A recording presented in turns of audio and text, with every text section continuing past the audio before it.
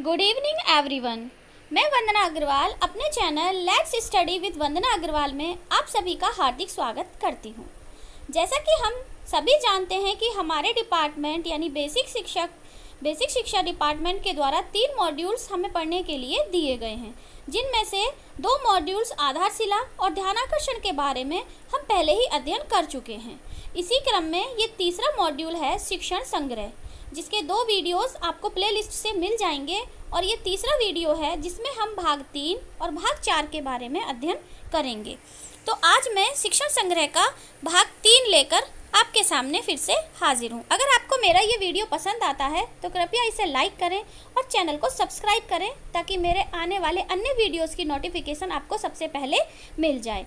साथ ही अपने दोस्तों को, अपने शिक्षक साथियों को भी इसे शेयर करने का कष्ट करें।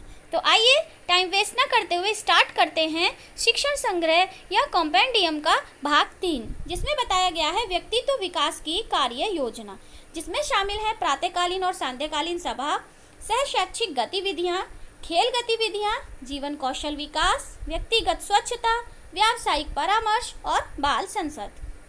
जैसा कि हम सभी जानते हैं कि व्यक्तित्व विकास के लिए सिर्फ पढ़ाई लिखाई ही सब कुछ नहीं है, बल्कि उसके साथ साथ हमें किसी भी बच्चे की पर्सनैलिटी का ऑल राउंड डेवलपमेंट करने के लिए एक कार्य योजना की आवश्यकता होती है, जो उनके व्यक्तित्व में मानवीय मूल्यों और जीवन कौशलों का विकास करते हैं।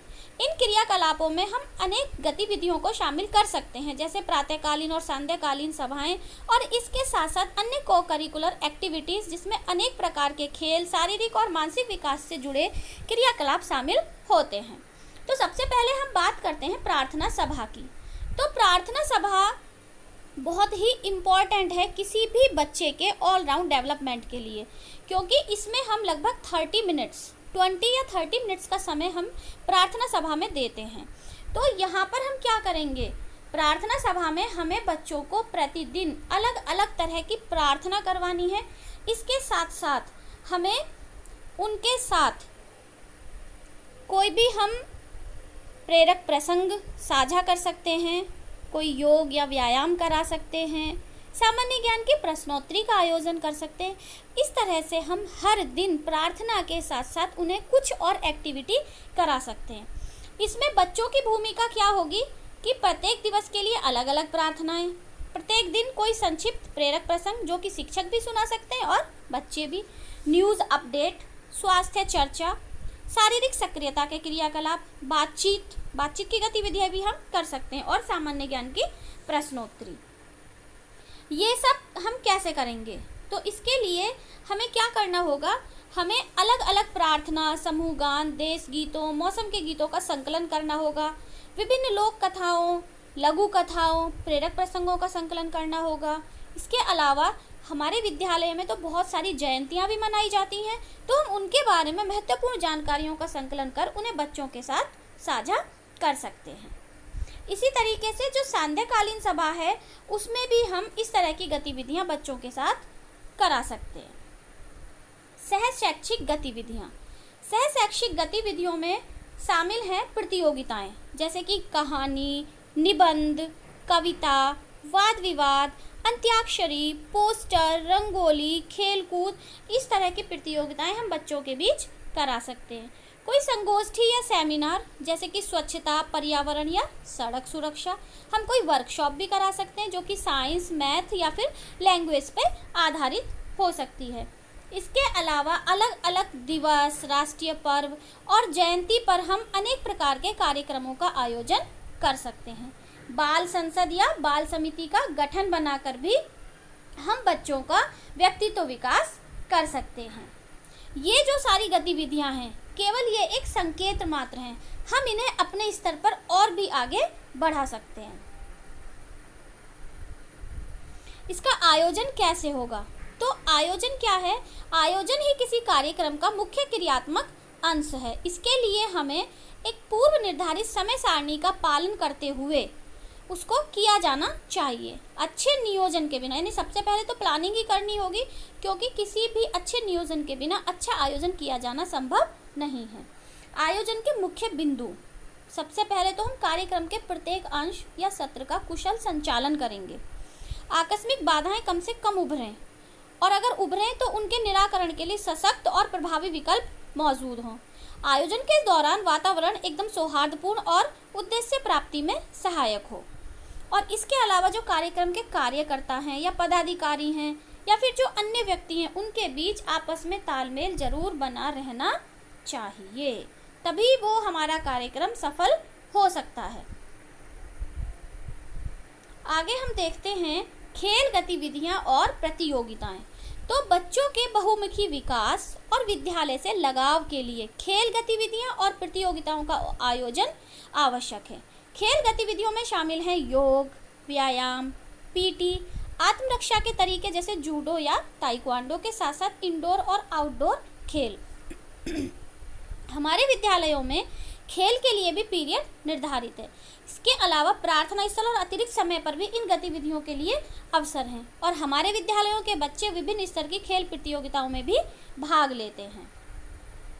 आजकल लगभग हर विद्यालय में खेल का सामान भी पर्याप्त मात्रा में उपलब्ध है। तो यहाँ पर एक समय सारणी दी हुई है कि हम योग या व्यायाम सुबह 10 मिनट करा सकते हैं प्रार्थना स्थल पर, योग, व्यायाम और पीटी। एथलेटिक्स जो है दौड़ या फिर कूद है या कोई भी मतलब भाला फेंक वगैरह इस तरह की जो प्रतियोगिताएं हैं वो हम अंतिम वादन में या फिर सप्ताह के अंतिम 3 दिनों में करा सकते हैं। खेल में जिसमें खो खो, कबड्डी, वॉलीबॉल, फुटबॉल या बैडमिंटन है, ये हम प्रत्येक शनिवार को लंच के बाद करा सकते हैं। तो इस तरीके से इस प्रकार की गतिविधियां हमें अपने बच्चों के लिए करानी चाहिए। अब एक चीज़ आती है जीवन कौशल विकास। तो जीवन कौशल विकास क्या है? जिसके द्वारा बच्चा जीवन की विभिन्न परिस्थितियों में सटीक निर्णय लेने और अपने प्रति जागरूक रहने जैसे तमाम कौशलों से परिचित होता है, वही जीवन कौशल कहलाते हैं। कुछ प्रमुख जीवन कौशल हैं जैसे समालोचनात्मक सोच, सृजनात्मक सोच, निर्णय लेना, समस्या समाधान, प्रभावी संप्रेषण, पारस्परिक अंतर संबंध, स्व जागरूकता, संभाव, तनाव पर नियंत्रण और भावनाओं पर नियंत्रण। तो इन सब का विकास हम बच्चों में करा सकते हैं। फिर आता है एक इम्पॉर्टेंट टॉपिक, व्यक्तिगत स्वच्छता। तो भाई घर हो, स्कूल हो या खेल का मैदान, सभी जगह बच्चे तरह तरह के रोगाणुओं के संपर्क में आते हैं और वो बीमारियों की चपेट में आ जाते हैं। तो इसलिए बच्चों को स्वस्थ रहने के लिए व्यक्तिगत स्वच्छता के बारे में जानकारी देना बहुत ही आवश्यक है। और आजकल का जो समय है, ये जब कोविड-19 से पूरा विश्व ग्रसित है, तो ऐसे में व्यक्तिगत स्वच्छता के बारे में उन्हें बताया जाना और भी ज़्यादा नितांत उपयोगी हो जाता है। तो हमें बच्चों को सुबह प्रातःकालीन सभा में ही ये सारी बातें बतानी चाहिए कि बच्चों को भोजन करने से पहले और खाने के बाद, शौचालय जाने के बाद या फिर जानवरों के साथ खेलने या छूने के बाद अच्छी तरह से साबुन और पानी से हाथ धोने चाहिए। सुबह और रात को सोने से पहले उन्हें ब्रश करना चाहिए। बच्चे प्रतिदिन साबुन और साफ पानी से नहाएं। इसके अलावा उनके बालों को गंदगी और रूसी से मुक्त रखने के लिए कम से कम 2 बार वो बालों को धोकर अच्छे से सुखाएं। नाखून नियमित रूप से काटें, नंगे पांव ना घूमें। जब भी खांसें या छींकें अपने मुंह को रुमाल या हाथ से ढकें और साफ और धुले हुए कपड़े पहनें। इस तरह की स्वच्छता संबंधी बातें बताकर हम बच्चों को उनकी व्यक्तिगत स्वच्छता के बारे में जागरूक कर सकते हैं। अब है व्यावसायिक परामर्श। तो भाई व्यावसायिक परामर्श व्यवसाय को चुनने, उसके लिए तैयारी करने, उसमें प्रवेश करने और उसमें विकास करने हेतु सूचना देने, अनुभव देने और सुझाव देने की प्रक्रिया है। तो इसकी क्या विशेषताएं हैं? इससे बच्चे को क्या लाभ होगा? सबसे पहले तो बच्चे को ये ज्ञात हो जाएगा कि उसकी वास्तविक स्थिति क्या है और उसको उस कार्य से संबंधित व्यक्तियों के संबंध में जानकारी प्राप्त हो जाएगी। तो इसकी आवश्यकता इसीलिए है ताकि हम प्रत्येक बच्चे में निहित योग्यताएं, क्षमताएं, रुचि, अभिरुचि जो कि सबकी अलग अलग होती है, उसके माध्यम से हम उनके बारे में पर्याप्त सूचनाएं एकत्र कर सकें और फिर बच्चों को उनकी रुचि, कौशल और योग्यता के आधार पर व्यावसायिक परामर्श द्वारा जानकारी प्रदान करें, जिससे कि बच्चे अपने जो भी उनकी रुचि है उसी पर आधारित व्यवसाय में जा सकें। व्यावसायिक परामर्श के जो प्रमुख उद्देश्य हैं वो हैं व्यवसाय से संबंधित सूचनाओं का विश्लेषण करने की योग्यता और क्षमता विकसित करना। और सत्यनिष्ठा से किया गया कार्य सदैव सर्वोत्तम होता है, इस भावना का छात्रों में विकास करना। छात्रों को विभिन्न व्यावसायिक प्रशिक्षण संस्थानों से अवगत कराना और छात्रों को भिन्न भिन्न व्यवसायों का निरीक्षण करने हेतु सुविधाओं का उपलब्ध कराना। किसी व्यवसाय हेतु कौन कौन से गुण, योग्यता और कुशलता अपेक्षित है, इसकी जानकारी प्रदान करना। बाल संसद, ये भी एक बहुत ज़रूरी अंग है हमारे विद्यालयों का। ये बालक बालिकाओं का एक मंच है जो प्राथमिक और उच्च प्राथमिक विद्यालयों में गठन किया जाता है, इसका उद्देश्य है जीवन मूल्यों का विकास, व्यक्तित्व विकास, नेतृत्व क्षमता, निर्णय लेने की क्षमता, सही और गलत की समझ। तो इसमें हम क्या करते हैं, इसमें हम एक मंत्रिमंडल जैसा बनाते हैं और उसकी अनेक समितियां बनाते हैं, जिसमें प्रधानमंत्री, उप प्रधानमंत्री, शिक्षा मंत्री, स्वास्थ्य और स्वच्छता मंत्री, जल और कृषि मंत्री, पुस्तकालय और विज्ञान मंत्री, इस तरह से हम अलग अलग डिपार्टमेंट की जिम्मेदारी बच्चों को सौंप देते हैं। और ये हमारे किसी भी कार्यक्रम को चलाने में बहुत ज़्यादा काम आते हैं। जैसे इनके प्रमुख कार्य से जो मंत्रिमंडल है उसमें प्रधानमंत्री हैं, तो वो विशेष अवसरों पर विद्यालय में समारोह आयोजित करना और महत्वपूर्ण निर्णय लेते हैं। शिक्षा मंत्री सभी बच्चों को पढ़ने के लिए प्रेरित करते हैं। तो स्वास्थ्य और स्वच्छता मंत्री जो है वो व्यक्तिगत स्वच्छता, परिसर, शौचालय की सफाई पर ध्यान देते हैं। जल और कृषि मंत्री विद्यालय में पेड़ पौधे, क्यारियाँ, परिसर के सौंदर्यीकरण पर ध्यान देना। पुस्तकालय और विज्ञान मंत्री वो पुस्तकालय की किताबें पढ़वाने की आदत डलवाते हैं और वैज्ञानिक दृष्टिकोण और नवाचारों में सहयोग करते हैं। तो वहीं जो सांस्कृतिक मंत्री होते हैं वो सांस्कृतिक गोष्ठी, वार्षिक खेलकूद, राष्ट्रीय पर्वों पर सम्मान समारोह का आयोजन कराने में अपना सहयोग देते हैं। नेक्स्ट जो हमारा पार्ट है भाग 4, उसमें दिया गया है सीखने के लिए आकलन, यानी कि आकलन क्यों किया जाना चाहिए और किन पक्षों का किया जाना चाहिए और कैसे किया जाना चाहिए। तो सबसे पहले तो जो सीखने के लिए आकलन है, हम आजकल बच्चों की प्रगति का आकलन कैसे करते हैं, सत्र परीक्षा, अर्धवार्षिक परीक्षा या वार्षिक परीक्षा के माध्यम से, किंतु यह उनका सही से आकलन नहीं करता है, क्योंकि इसमें बच्चा अंक प्राप्त करता है और अंकों के आधार पर हम ये नहीं बता सकते कि किस बच्चे ने क्या क्या सीखा है या उसने किसी विषय में कौन सी मूलभूत दक्षताओं को प्राप्त कर लिया है। तो इसके लिए हमें बच्चों का रचनात्मक आकलन करना होगा। अब ये रचनात्मक आकलन क्या है? रचनात्मक आकलन एक इस प्रकार का आकलन है जो निरंतर चलता रहता है, यानी कि पढ़ाई के साथ साथ ही हम उनका जो सतत और व्यापक मूल्यांकन करते हैं वही रचनात्मक आकलन कहलाता है। इसे सीखने के लिए आकलन भी कहा जाता है। इसमें हम क्या करते हैं कि सामान्य शिक्षण अधिगम प्रक्रिया के दौरान ही कठिनाई के बिंदु पता लगा लेते हैं और उनका समय रहते ही निराकरण कर देते हैं, जिससे कि लर्निंग गैप की संभावना ही समाप्त हो जाती है। इसीलिए इसे सतत एवं व्यापक आकलन या फिर रचनात्मक आकलन कहते हैं। आकलन क्यों किया जाना चाहिए? तो भाई ये इसलिए किया जाना चाहिए ताकि हम सीखने सिखाने की योजनाओं को नियमित और उपयुक्त तरीके से लागू कर सकें।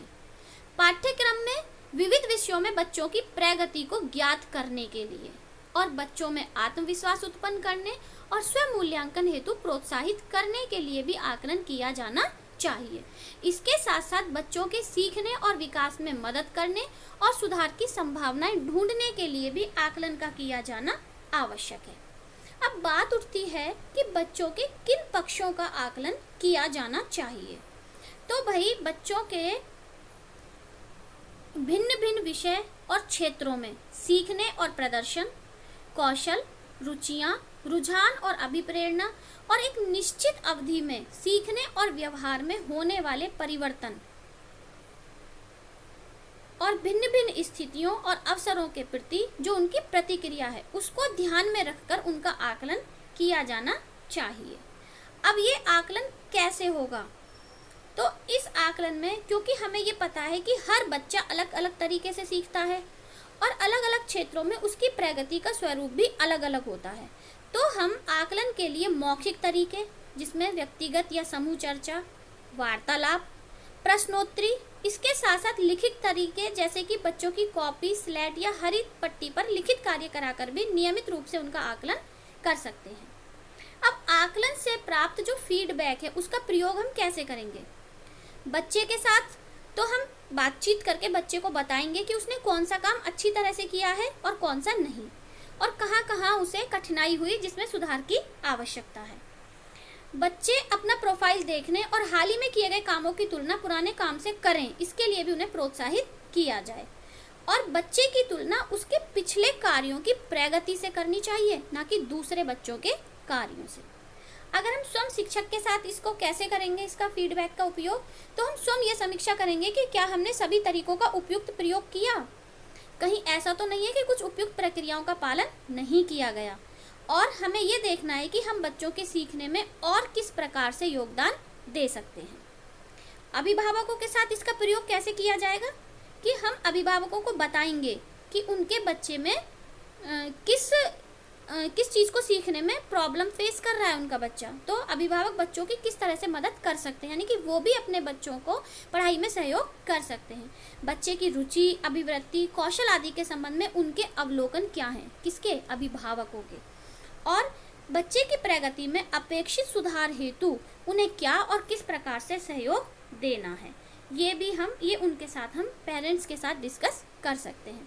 तो इस तरह से ये हमने 2 पार्ट कंप्लीट कर लिया, 3 और 4। अब नेक्स्ट वीडियो में हम भाग 5 के बारे में चर्चा करेंगे। धन्यवाद। अगर वीडियो पसंद आया है तो कृपया इसे लाइक जरूर करें और चैनल को सब्सक्राइब करें।